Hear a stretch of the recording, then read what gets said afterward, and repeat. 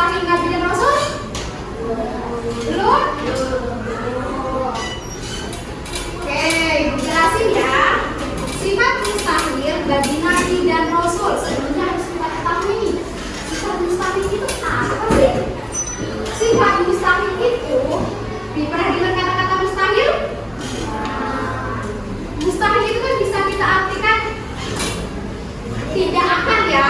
Jadi sifat mustahil bagi Nabi dan Rasul itu bisa diartikan sifat yang tidak akan ada bagi Nabi dan Rasul. Sifat mustahil bagi Nabi dan Rasul itu terbagi menjadi empat, sama kayak sifat wajib. Yang pertama yaitu sifat hizib.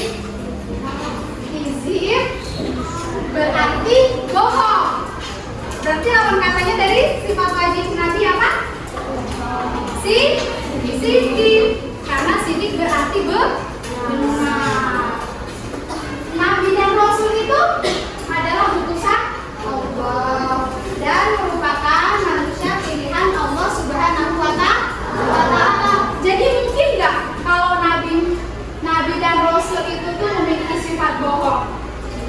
Tidak mungkin kan? Karena dalam mengajarkan ajaran Islam tentunya harus adanya kejujuran.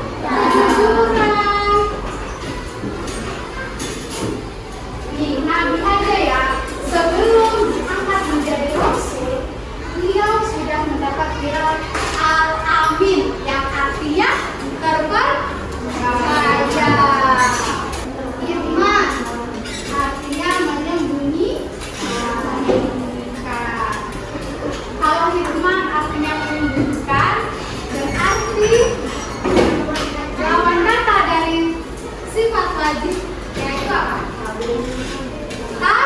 Tabligh, yang artinya menyampaikan.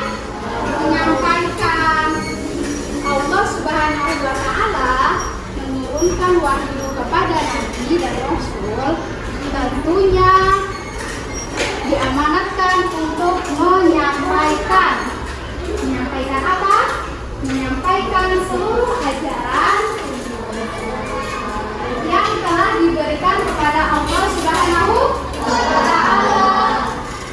Contoh, dalam peristiwa Isra Mi'raj, Nabi mendapat perintah dari Allah untuk menyebarkan, untuk memerintah kepada umat manusia melaksanakan